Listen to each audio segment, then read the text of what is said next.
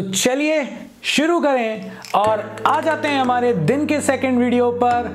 अभी तक प्रिज्म था, अब बारी है लेंस की।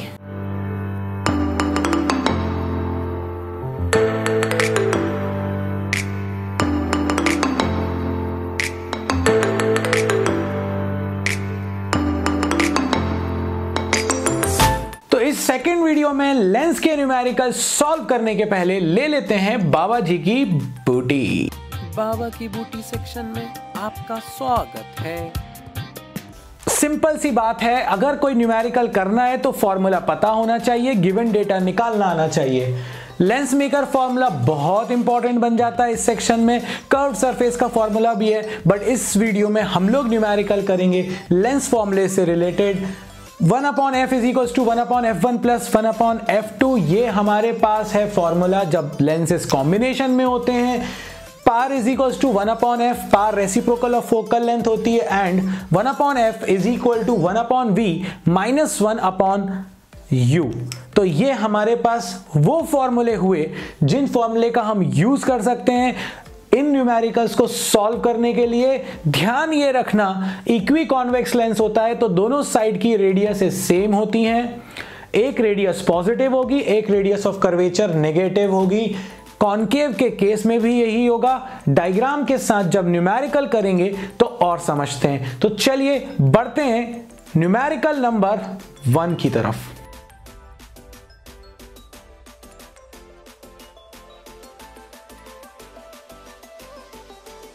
क्वेश्चन तो पढ़ ही लिया होगा। इक्वी कॉन्वेक्स लेंस को अंडरलाइन भी कर लिया होगा, और इक्वी कॉन्वेक्स लेंस को अगर अंडरलाइन कर लिया और रिफ्रैक्टिव इंडेक्स देख लिया तो आपको निकाल के लानी है focal length in terms of radius of curvature. Formula एक ही है, रेडियस ऑफ कर्वेचर और फोकल लेंथ जो लेंस की रिलेट कर पाए। आ जाते हैं इस फॉर्मूले पर। R1 R2 को देखते हैं, म्यू रखते हैं, आराम से आंसर आ रहा है। ये आया हुआ क्वेश्चन था जिसको आपको लग रहा था प्रॉब्लम है, कितना आसान हो गया।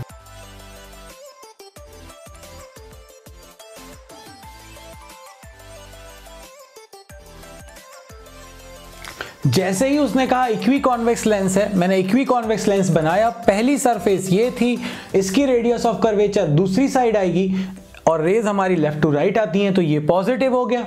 और ये वाली साइड हमारे पास हो गई नेगेटिव। क्यों? क्योंकि ये भी तो दूसरी सरफेस है और ये एक बड़े स्फीयर का पार्ट होगी जो इस तरफ है और इस तरफ है, मतलब नेगेटिव।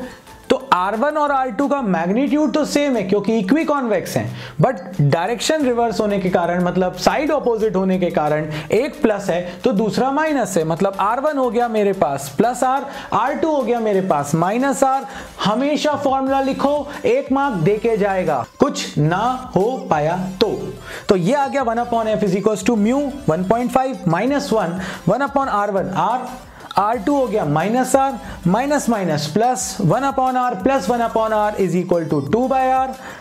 1.5 माइनस 1 हो गया 0.5, 0.5 इंटू 2/R यानी कि 0.5 into 2 is 1। So F is equal to R। आपके पास फैसिलिटी है बार बार बाबा जी को सुनने की, रिवाइंड करके बार बार सुनते रहना। अगर कई बार लगे कि बाबा जी थोड़ा जल्दी बोल गए कैलकुलेशन को, समय बचाना है। So F is equal to R। ये आ गया मेरे पास आंसर फोकल लेंथ का in terms of radius of curvature. जल्दी से पॉज करके नोट कर लो। ओके, सो फाइनली ये फॉर्मूले और ये क्वेश्चन करने के बाद आते हैं क्वेश्चन नंबर 2 पर।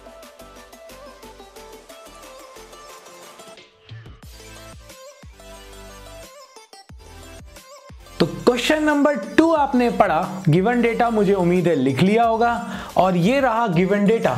It's a double convex lens, equi नहीं बोला है, डबल बोला है, मतलब रेडियस ऑफ कर्वेचर सेम नहीं है। तो R1 दिया हुआ था +10, क्योंकि मैंने अभी इसके पहले न्यूमेरिकल में बताया था R1 that side, R2 this side. So R1 हो गया 10 सेंटीमीटर, R2 हो गया -15 सेंटीमीटर, फोकल लेंथ दे रखी है 12 सेंटीमीटर।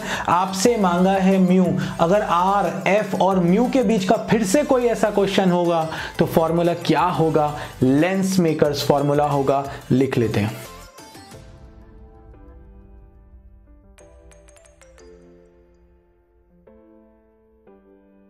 जैसे ही मैंने लेंस मेकर फॉर्मूला रखा, मैं अपने हाथों को रोक नहीं पाया, मजबूरी में लिखता चला गया। ऐसा ही आपके साथ होगा जब चीजें आपको भी आना शुरू हो जाएंगी। तो 1/12 f की जगह 12, म्यू -1, r1 की जगह 10, r2 की जगह पे -15 जो दिया हुआ था, जैसे ही रखा माइनस माइनस हो गया प्लस, एलसीएम लिया आया 33 + 2 15 से, म्यू -1 1/12, ये हो गया 5/30 1/6, सॉल्व किया, आंसर मिला 1/2 = म्यू -1। बिल्कुल सिंपल, आपकी आंखों के सामने सॉल्यूशन है। 1/2 = म्यू -1, सॉल्व किया, म्यू आ गया 3/2 यानी कि 1.5। आसान हो गया ना, जल्दी से नोट कर लो। तो हमने नोट कर लिया है।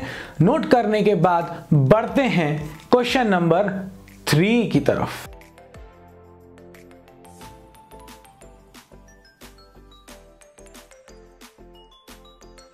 नाउ इन दिस न्यूमेरिकल, अब आपने देख लिया कि हमारे पास क्या है डेटा। डेटा ये है कि ग्लास का जो लेंस है उसको ग्लास का मान लिया, रिफ्रैक्टिव इंडेक्स 1.5 है, एयर में उसकी फोकल लेंथ 15 सेंटीमीटर है, जिस मीडियम में हमने लेंस को डिप किया है उसका रिफ्रैक्टिव इंडेक्स 1.7 है।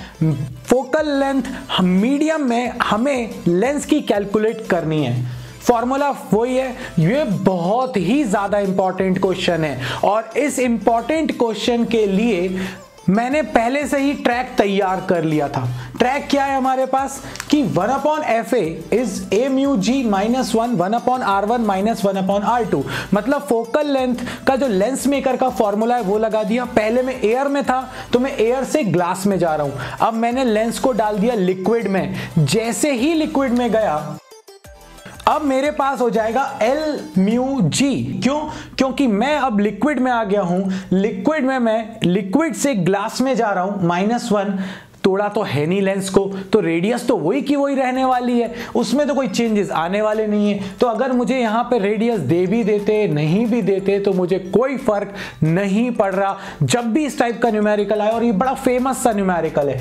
अब मुझे चाहिए था लिक्विड में फोकल लेंथ, मैंने दोनों को डिवाइड कर दिया।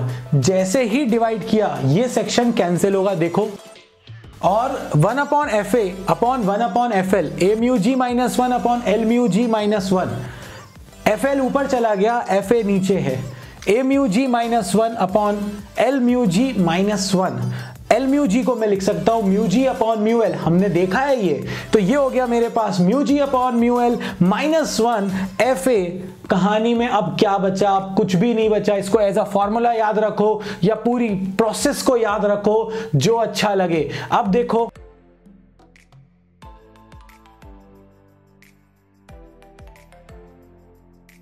जैसे ही मैंने यहां पर वैल्यूज रखी, FL मतलब लिक्विड में फोकल लेंथ निकालनी थी, एयर में दी हुई थी 15, ग्लास का रिफ्रैक्टिव इंडेक्स 1.5 -1, ग्लास का 1.5, लिक्विड का 1.7।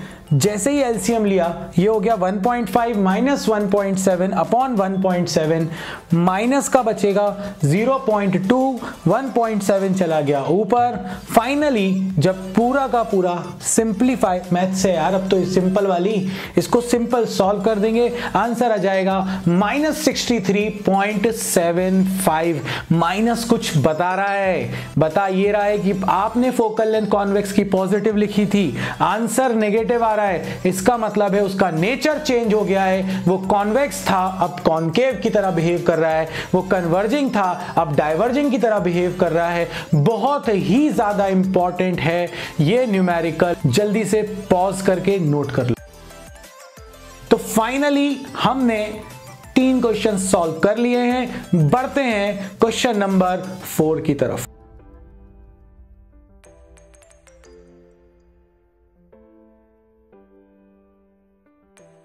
तो इस क्वेश्चन को देखने में लगता है छोटा, समझ में कई बार नहीं आता, बट बहुत आसान है और इतनी आसानी से हो सकता है ये आज तुम्हें समझ आएगा। 20 सेंटीमीटर पर एक ऑब्जेक्ट रखी हुई थी, एक कॉन्वेक्स लेंस था, एक मिरर उसके साथ बिल्कुल कांटेक्ट में था और इमेज यहीं पे बन रही है वापस। तो आपको ये बताना है कि इसकी फोकल लेंथ क्या होगी। समझ में नहीं आ रहा, इमेज वहीं बन रही है।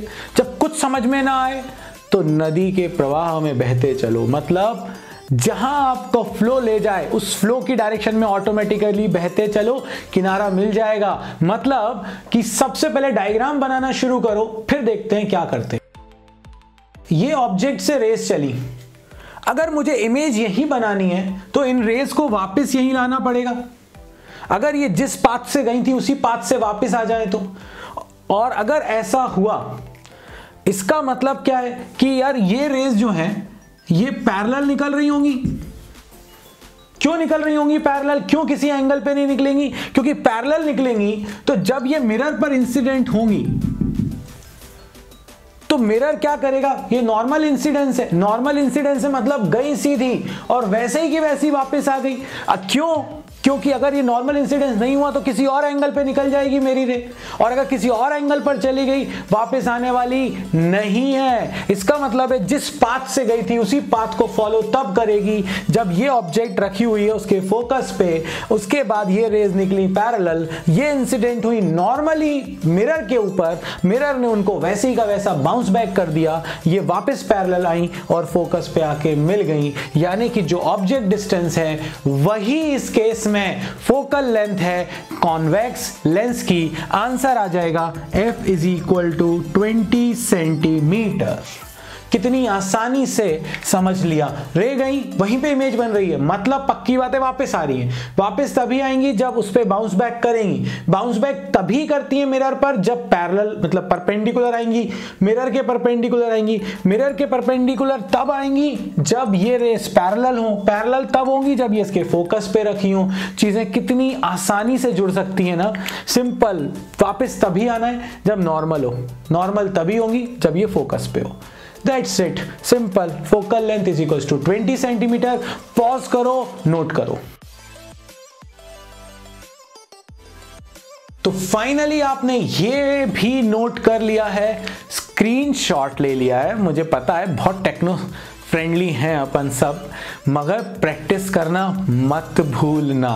प्रैक्टिस करोगे तो और अच्छा होता चला जाएगा। ऐसा नहीं कह रहा कि बिना प्रैक्टिस के कुछ नहीं कर पाओगे, कर तो तुम बहुत कुछ सकते हो भी बहुत इंटेलिजेंट, और अब तो तुम हो भी बहुत फोकस्ड। इस वीडियो में इतना ही। जय हो।